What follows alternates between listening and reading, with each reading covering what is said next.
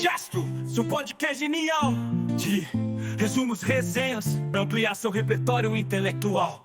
Pega a ideia, leva adiante, mas saber em cada instante. Digesto, conhecimento essencial.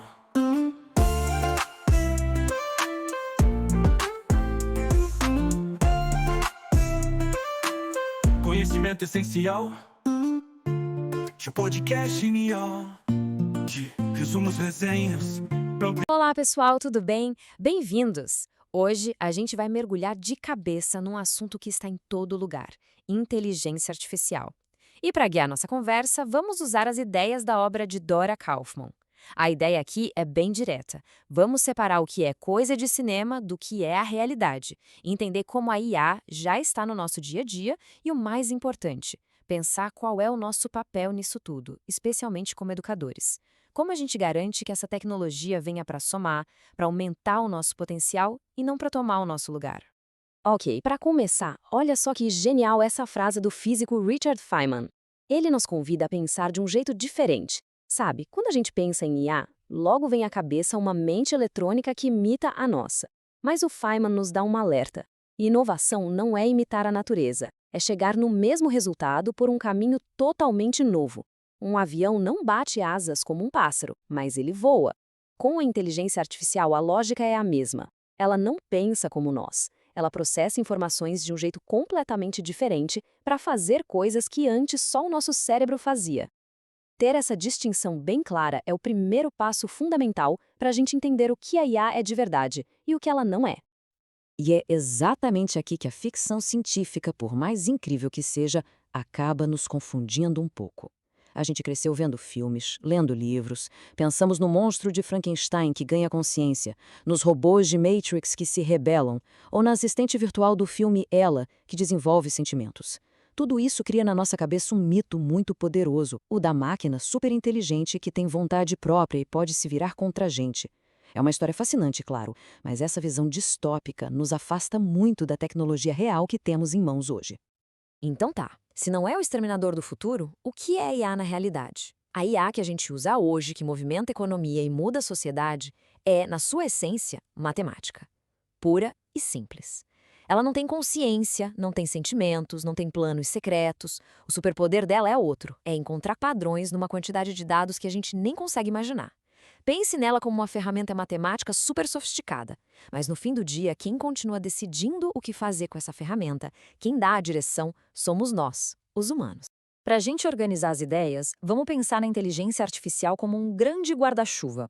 É o nome que a gente dá para todo esse campo da ciência que tem um objetivo: fazer com que máquinas consigam realizar tarefas que até então pareciam exclusivas de um cérebro biológico. E isso vai desde coisas que parecem simples, como reconhecer um gato numa foto, até as mais complexas, como ajudar um médico a analisar um exame ou um advogado a pesquisar um caso. Agora, a pergunta é: como essas máquinas fazem isso?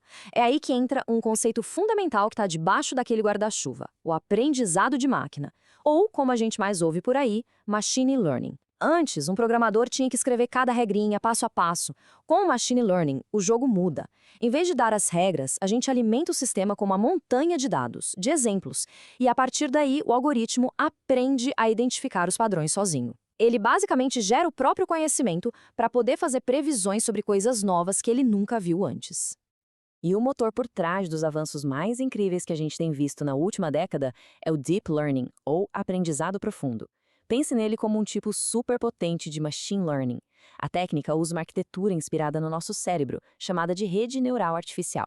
Essas redes têm várias camadas, como se fossem neurônios artificiais, e cada camada vai processando informação de um jeito um pouco mais abstrato e complexo.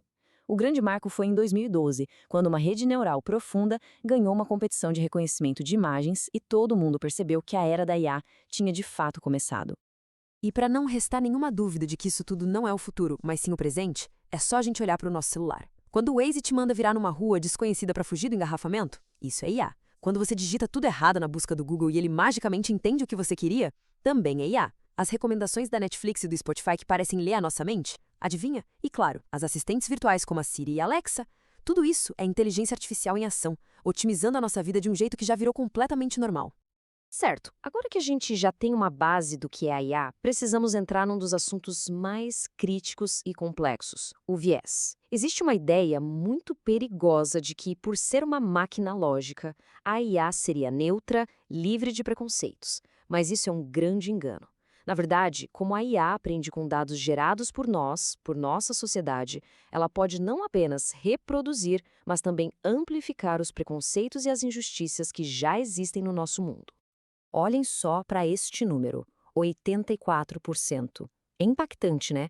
Ele representa o tamanho da redução do viés racial no algoritmo da área da saúde depois que ele foi corrigido. E o que isso prova? Que o problema do viés algorítmico, por mais complicado que seja, não é uma sentença de morte. Ele tem solução. E mais importante ainda, nos mostra que a solução passa obrigatoriamente pela intervenção humana, por gente de áreas diferentes pensando junto.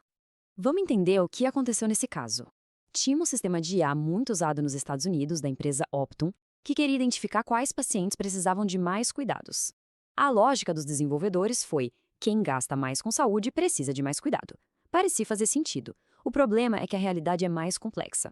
Devido a barreiras sistêmicas e ao racismo estrutural, a população negra nos Estados Unidos, historicamente, gasta menos com saúde, mesmo estando mais doente.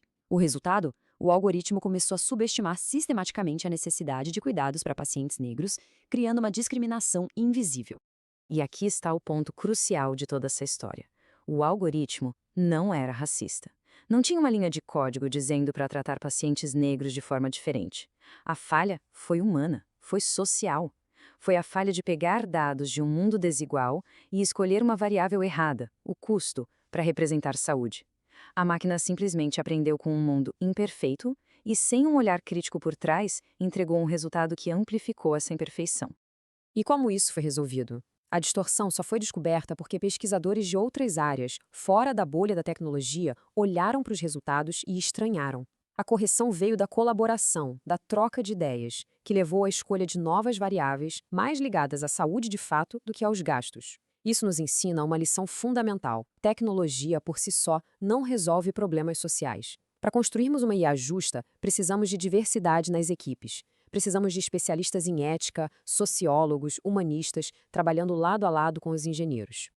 Mudando um pouco de assunto, vamos falar de outra grande ansiedade que a IA gera: o futuro do trabalho.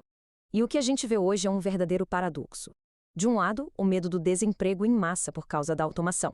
Do outro, um número gigantesco de vagas em tecnologia que não são preenchidas por falta de gente qualificada.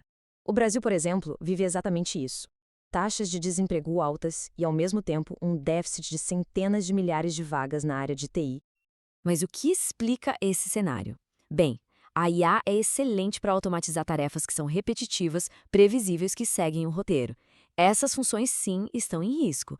Só que, ao mesmo tempo, essa automação toda está valorizando, e muito, habilidades que são essencialmente humanas: pensamento crítico, criatividade, comunicação, empatia, curiosidade intelectual. Isso não são coisas que se ensinam no manual, são competências que nós, educadores, trabalhamos para cultivar todos os dias em sala de aula. E essa citação do Scott Hartley resume essa nova parceria de forma perfeita. A tecnologia, as ciências exatas, elas nos dão o como fazer. São as ferramentas. Mas são as ciências humanas que nos ajudam a responder o porquê a gente está fazendo isso, para que essa solução vai servir e quando e de que forma ela deve ser usada de um jeito ético. Uma tecnologia sem as humanidades é como uma ferramenta superpotente, sem propósito nenhum. E tudo isso nos leva a uma conclusão central nesse debate todo. Se os problemas que a gente vê, como o viés nos algoritmos ou os impactos no trabalho, têm uma origem humana, então as soluções também precisam ser lideradas por nós. A responsabilidade não pode, de jeito nenhum, ser terceirizada para a máquina. É fundamental a gente reforçar este ponto. Ética é coisa de gente. Uma tecnologia não tem valores, não tem autonomia, não tem consciência. Ela é uma ferramenta. Pense num martelo. Ele pode ser usado para construir uma casa ou para machucar alguém. A responsabilidade nunca é do martelo. Da mesma forma, um sistema de IA não tem uma ética própria. A ética está nas decisões das pessoas que projetam, treinam, implementam e usam essa ferramenta. Então, como a gente pode trilhar um caminho mais responsável? Bom, podemos pensar em alguns passos. Primeiro, ter foco em resolver problemas práticos do mundo real. Segundo, e isso é vital, Construir equipes diversas, que misturem gente da tecnologia com gente das humanidades. Terceiro, garantir a supervisão humana em todas as etapas. Decisões críticas não podem ser 100% autônomas. Quarto, lutar por transparência, para que os sistemas sejam explicáveis. E, por fim, o princípio que deve guiar tudo: priorizar o bem-estar social. Garantir que a tecnologia sirva para aumentar e não para substituir a nossa inteligência e a nossa dignidade. Chegamos ao fim da nossa análise e eu queria deixar uma reflexão final direcionada a todos nós. O objetivo da IA não deveria ser criar máquinas que nos superem, mas sim ferramentas que ampliem as nossas próprias capacidades. A questão é: qual é o nosso papel, como educadores, na formação dos futuros profissionais e cidadãos que vão construir esse novo mundo?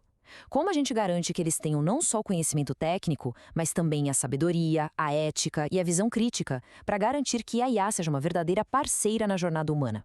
A resposta que dermos a essa pergunta vai definir o nosso futuro. Digesto, seu podcast genial de resumos, resenhas, pra ampliar seu repertório intelectual. Pega a ideia, leva adiante, mas saber em cada instante. Digesto, conhecimento essencial.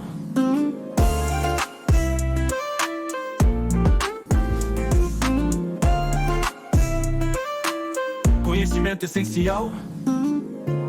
Seu podcast genial de resumos, resenhas, pra ampliar